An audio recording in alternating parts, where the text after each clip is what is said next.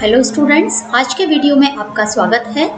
मैं doctor Alka Goyal, associate professor political science, government girls college Bharatpur. आज मैं आपके लिए लेकर आई हूँ शुक्र नीति सार का भाग 4। 3 वीडियो मैं आपको पहले अपलोड कर चुकी हूँ। आशा है आपने वो तीनों पढ़े होंगे स्टूडेंट्स। और आज से मैं एक ये भी प्रारंभ कर रही हूँ आपके लिए कि आप वीडियो के अंत में कुछ क्वेश्चंस आंसर मैं इसी में से बताऊंगी। जो आपका वीडियो मैंने पढ़ाया है उसमें से कुछ क्वेश्चन आपके लिए बताऊंगी, तो आप उन क्वेश्चंस को, चूंकि आप पूरा वीडियो ध्यान से देखिएगा, और वो जो क्वेश्चन होंगे वो सारे संभावित ऐसे हैं जो विभिन्न परीक्षाओं में आपके लिए इस सब्जेक्ट्स में से आ सकते हैं, तो आप उन पर भी पूरा ध्यान दीजिएगा। और यदि आप कहीं पर भी आपको लगे कोई परेशानी है तो आप मेरे को कमेंट बॉक्स में कमेंट जरूर करिएगा। और साथ ही मेरे चैनल को सब्सक्राइब करिए, जिससे कि आगे आने वाले नोटिफिकेशंस आपको तुरंत मिल सके। तो मैं स्टार्ट करती हूँ आज का वीडियो।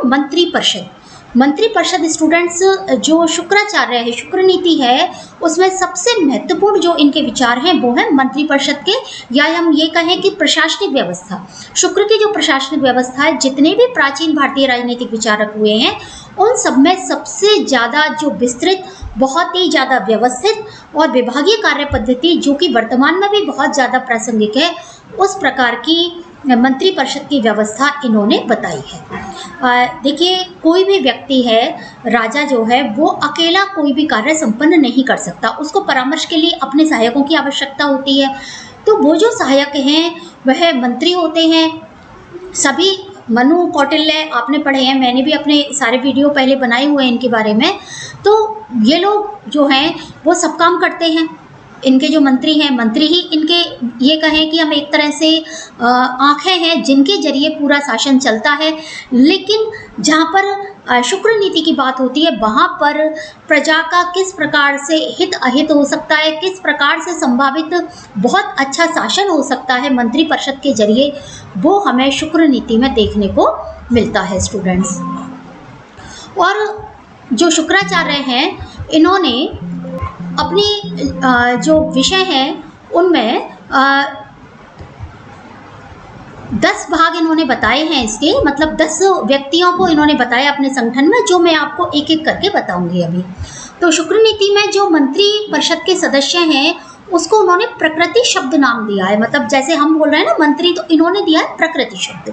और इन्होंने जो सदस्य संख्या है, जहाँ अन्य व्यक्तियों ने केवल 8 या 7 या 6 इस प्रकार से स्वीकारी है, इन्होंने एक निश्चित कर दिया है कि 10 सहायक होंगे। उन 10 के नाम मैं आपको क्रमवार बताऊंगी, क्योंकि इन्होंने सबका वरीयता क्रम भी दिया है। और जो अल्तेकर एक हुए हैं, उन्होंने जायसवाल हैं, केपी जायसवाल है, अल्टेकर हैं, ये हमारे प्राचीन भारतीय जो राजनीतिक विचारक हैं उनके व्याख्याकार हैं। तो इन्होंने उनको उपमंत्री कहा है। अब जो विभिन्न विभाग हैं उनका मैं एक एक करके आपको वरीयता क्रम में बताती हूँ। पुरोधा यानी पुरोहित, ये जो एक एक क्रम है इनका, पुरोहित, प्रतिनिधि, प्रधान, सचिव, मंत्री यहाँ पर एक पद का नाम है। मंत्री तो ये सभी हैं, लेकिन मंत्री यहाँ एक पद का नाम है। प्राण विभाग, पंडित, सुमंत्र, अमात्य और दूत। तो ये 8, मतलब टोटल 8 प्लस 2 मैंने पहले आपको बताए थे। तो इसमें जो पुरोहित और दूत हैं वो अलग हैं, मतलब एक पहले नंबर पर है क्योंकि सबसे महत्वपूर्ण इसमें पुरोहित को माना है, और लास्ट में जो है वो दूत हैं। सबके कार्य में अभी आपको बताऊंगी। दूसरी चीज आती है कि इनकी जो वरीयता है उसके अनुसार ही इनका वेतन निर्धारित है। तो वेतन जो सिद्धांत है उसमें पुरोधा यानी जो पुरोहित है उसका आरंभ करके जो पूर्व पद का वेतन है, आगामी पद से 1/10, यानी पुरोहित का वेतन सबसे ज्यादा, फिर प्रतिनिधि का उससे 1/10 कम, फिर प्रधान का 1/10 कम। इस प्रकार से या हम इसको ज्यादा ले सकते हैं। तो इस प्रकार से जो दूत है उसका वेतन सबसे कम है।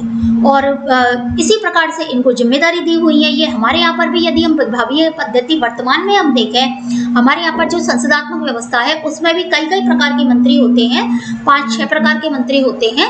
तो जो कैबिनेट मंत्री होते हैं उनका वेतन सबसे ज़्यादा होता है। जो सबसे निचले स्तर पर सचिव होते हैं या जो उप मंत्री हैं राज्य मंत्री हैं, सहायक मंत्री हैं, तो उनका वेतन उसी हिसाब से कम होता जाता है। जैसे जैसे जिस पर जो जिम्मेदारी होती है उस हिसाब से उसका वेतन कम या ज़्यादा होता जाता है। अब इनका जो कार्यकाल और विभाग परिवर्तन है, तो शुक्र ये कहते हैं किसी भी पद पर किसी भी मंत्री को स्थायी रूप से नियुक्त नहीं करना चाहिए, क्योंकि अलग अलग यदि विभागों में वो व्यक्ति काम करेगा तो उसकी योग्यता की निरंतर जांच होती रहे और पदों में इसलिए परिवर्तन करते रहना चाहिए। और यदि किसी विभाग का अधिकारी अयोग्य सिद्ध हो जाए तो उसके मान लो उसका अधिकारी थोड़ा सा कमजोर हो तो उसका जो सहायक व्यक्ति है वो थोड़ा सा ज़्यादा मतलब शक्तिशाली नहीं, हम कहें कि योग्य होना चाहिए, वो योग्य सहायक को नियुक्त किया जाना चाहिए। अब इनकी जो सदस्यों की योग्यता और कार्य विवरण जो है, एक तो जो सबकी जो योग्यता है वो उसमें 6 प्रकार की योग्यता इन्होंने शामिल करी है। एक तो आनुवंशिकता। आनुवंशिकता का मतलब है कि ये प्रयास करना चाहिए कि उनके पिता या उनके पहले जो व्यक्ति हैं, मतलब उनके बड़े भाई हैं, पिता हैं या उनके जो भी पूर्वज हैं, वो शासन में कार्य करते रहने वाले होने चाहिए। उससे क्या है, एक निष्ठा रहती है, एक कार्य की प्रकृति रहती है, घर में वो वातावरण रहता है और वो उन चीज़ों को बहुत गहराई से समझते हैं। दूसरी चीज़ नैतिक होने चाहिए, यानी मूल्यवान होने चाहिए। मूल्यवान से मतलब वो नैतिक मूल्यों को धारण करने वाले, उनका पालन करने वाले होने चाहिए। शारीरिक रूप से क्षमतावान हो, कहीं किसी प्रकार की शारीरिक क्षति नहीं हो, दिव्यांग नहीं हो। बौद्धिक क्षमता तो सबसे बड़ी चीज़ है। राजभक्ति हो, देश के प्रति प्रेम हो उनमें, और नीति निपुणता हो, समय पर कार्य को संभाल सकें। तो इस प्रकार से होना चाहिए। और जहाँ तक जाति का सवाल है, देखिए मैं आपको आगे सामाजिक व्यवस्था पढ़ाऊंगी, लेकिन जहाँ तक जाति का सवाल है वहाँ पर शुक्र ने बड़ी ही उदारता का परिचय दिया है और इन्होंने कहा है कि केवल भोजन और विवाह के अवसरों पर ही जाति की पूछताछ की जानी चाहिए और मंत्रिपरिषद में नियुक्ति के समय नहीं। मतलब आप किसी भी व्यक्ति को ब्राह्मण, क्षत्रिय, वैश्य, शूद्र यानी शूद्र को भी किसी भी पद पर आप आसीन कर सकते हो यदि वो व्यक्ति योग्य है और वो राजभक्त है। तो जो प्राचीन विचारधारा थी, मनु की विचारधारा विशेषकर हम कहें, तो उसमें चारों वर्णों को इन्होंने बराबर का स्थान प्रदान किया है और शूद्रों को योग्यता और उसके आधार पर भी कि वो योग्य हो और नीति निपुण हो, राजभक्ति हो, यदि ये सारे गुण शूद्र में है तो शूद्र भी इस पद पर रह सकता है। अब आती है सदस्यों की विशिष्ट योग्यता, यानी जो 10 व्यक्ति हम कह रहे हैं वो 10 व्यक्तियों के मतलब किस किस प्रकार से उनके गुण होने चाहिए। तो सबसे पहला स्थान पुरोधा या पुरोहित, उसको क्या क्या उसकी योग्यता होनी चाहिए, उसे मंत्र कर्मकांड आने चाहिए। त्रयी वार्ता, दंड नीति, आन्वीक्षिकी, ये जो मैंने 4 आपको ज्ञान की शाखाएं बताई थी प्रारंभ वाले वीडियो में, तो वो उसको ज्ञान होना चाहिए त्रयी का। 6 वेदांग है ना, और मतलब सारे जो वेद हैं, नीति विद्या है, इन सब का ज्ञाता उसको होना चाहिए, यानी पूरे जो आध्यात्मिक ज्ञान है उसका ज्ञाता उसको होना चाहिए। इसके अलावा जो पुरोहित है, जो कि पूरी व्यवस्था का वो आधार है, इसलिए काम, क्रोध, लोभ, मोह से रहित हो, इस प्रकार की बुराइयां उसमें नहीं हो, अन्यथा पुरोहित कैसा हुआ, वो तो सामान्य व्यक्ति के रूप में हो गया। फिर इंद्रियजयी होना चाहिए और धार्मिक जीवन व्यतीत करने वाला होना चाहिए, यानी वो मन से ही धर्मपरायण होना चाहिए। दूसरा व्यक्ति है प्रतिनिधि। वो प्रतिनिधि जो है इतना योग्य हो कि उसे देश काल का और स्थान का ये ज्ञान होना चाहिए, अमुक कार्य कहाँ करना चाहिए और कहाँ नहीं करना चाहिए, इस तरह की पहचान उसको होनी चाहिए। देखिए राजा जो भी व्यक्ति रखता था वो परीक्षा लेकर के रखता था बकायदा। हमने कई सारी ऐसी परीक्षाओं के बारे में हमने सुना है, हम देखते हैं सीरियलों में, हमने पढ़ा है, तो ये सब परीक्षाएं होती थी।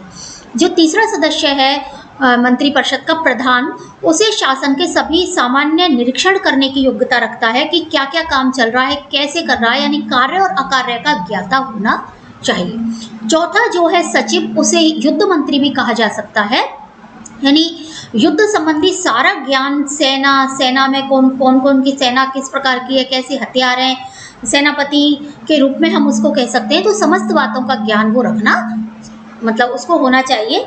इसके अलावा जो 5वां व्यक्ति है मंत्री, वो विदेश मंत्री या परराष्ट्र मंत्री हम उसको कह सकते हैं आधुनिक दृष्टि से। यानी जो परराष्ट्र नीति में आपको अलग से पढ़ाऊंगी, तो वो परराष्ट्र नीति किससे संबंध रखने हैं, कौन कौन से नियम उसमें अपनाने हैं, संधि, विग्रह, यान, आसन, ये सब जो है, तो ये सब जो मंत्री व्यक्ति है वो इन सब कार्यों को करेगा। जो अगला व्यक्ति है वो है प्राण विभाग।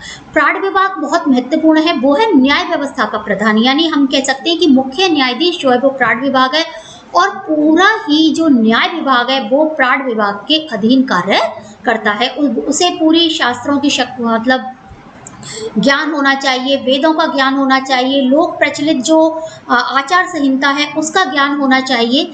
न्यायाधीश के लिए तो ज्ञान होगा तभी तो वो न्याय कर पाएगा। अगला जो 7वां सदस्य है वो है पंडित।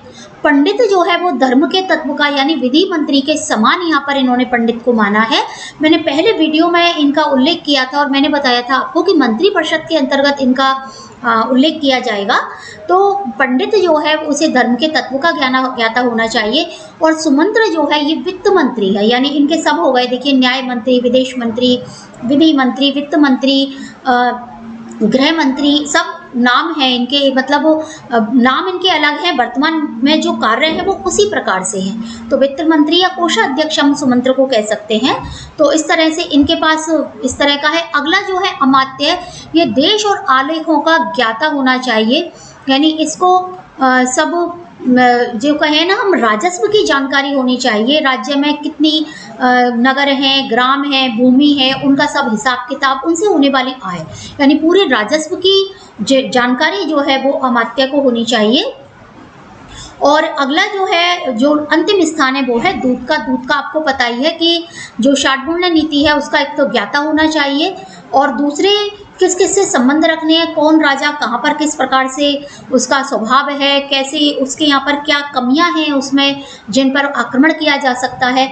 और जो दूत है वो अच्छा बोलने वाला, निर्भीक होना चाहिए और सामने वाले को समझने वाला होना चाहिए। ये दूत के लिए बहुत ज़्यादा आवश्यक, और देश काल की स्थिति को समझने वाला होना चाहिए। तो स्टूडेंट्स, इस तरह से ये जो 10 व्यक्ति हैं इनके अपने अपने कार्य बिल्कुल निर्धारित है, और ये बहुत ही महत्वपूर्ण है। एग्जाम में इनमें से किसी के भी कार्य पूछ लिए जाते हैं, या बड़े क्वेश्चन में इनके सबके ही कार्य एक साथ पूछ लिए जाते हैं।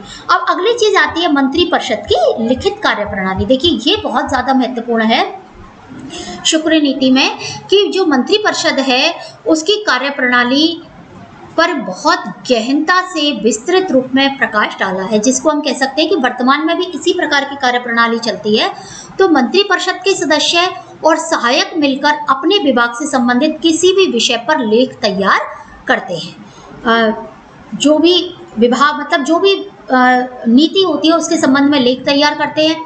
फिर उस लेख पर सबसे पहले राजा की टिप्पणी होती है, उसके दोषों को समाप्त किया जाता है। जैसे हमारे यहाँ होता है ना कि प्रथम वाचन या फिर द्वितीय वाचन समिति स्तर, तो हर एक जो नीति है, हर एक कोई बात है उस पर इस प्रकार से विचार होता है। उसके बाद सभी मंत्रियों की सलाह ली जाती है उस पर, जिससे सभी विभागों का तालमेल और सहयोग बना रहता है। यानी जो 10 व्यक्ति हैं उनसे उस विषय पर सलाह ली जाती है, और सभी जो मंत्री हैं वो अपनी मुद्रा से उस पर साइन करते हैं। मतलब जैसे होते हैं ना, जिसको हम फैसीमल लगाते हैं अपने अपने नाम की, वो हस्ताक्षर हो जाते हैं, और अंत में राजा उसका अवलोकन करता है और अंतिम निर्णय देता है। यानी अंतिम निर्णय जो है वो राजा का होता है। तो ये जो प्रक्रिया है ये बहुत ही महत्वपूर्ण है, और वर्तमान में भी ज़्यादातर जो ये कहें कि मंत्री परिषद की कार्यप्रणाली है वो इसी प्रकार की है। और राजा लिखित रूप में सबकी राय जानता है। ये नहीं है कि वो कोई व्यक्ति ये कह दे कि मैंने तो ये राय रखी ही नहीं, लेकिन अंतिम निर्णय वो अपने पास ही रखता है। तो स्टूडेंट्स, ये जो है वो पूरी इनकी कार्यप्रणाली है। और एक बात मैं आपको और बता दूं कि जो मंत्री परिषद है राजा की, वो बहुत ही महत्वपूर्ण है इनकी शुक्र की। और आपको यदि शुक्राचार्य के आप पढ़ेंगे तो बड़े क्वेश्चन के रूप में आपको मंत्री परिषद, जैसे मैंने बताया आपको कि मैं वीडियो के अंत में आपको इसके बारे में बताऊंगी कि कौन कौन से क्वेश्चंस आ सकते हैं संभावित है विभिन्न परीक्षाओं में। तो हम यदि बड़े क्वेश्चन की बात कहें या हम लघुतरात्मक क्वेश्चन की बात कहें, तो ये जो प्रश्न है प्रशासनिक व्यवस्था का, शुक्र में से बहुत ही महत्वपूर्ण है। जब हम छोटे क्वेश्चंस की बात करें तो प्रत्येक मंत्री के कार्य, मंत्रियों के वेतन का स्तर किस प्रकार का है, या फिर किस प्रकार की कार्य प्रणाली है।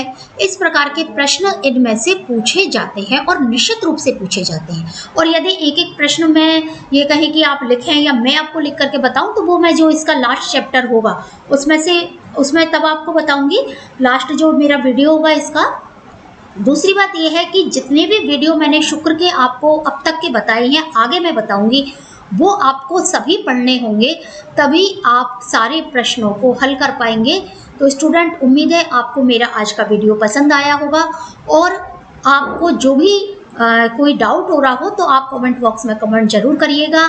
मेरे वीडियो को लाइक करिए, शेयर करिए और पूरा देखिए वीडियो को, जिससे कि आपको अच्छे से जानकारी हो शुक्राचार्य की शुक्र नीति के बारे में। और मेरे channel political science for college students को सब्सक्राइब कीजिए। धन्यवाद।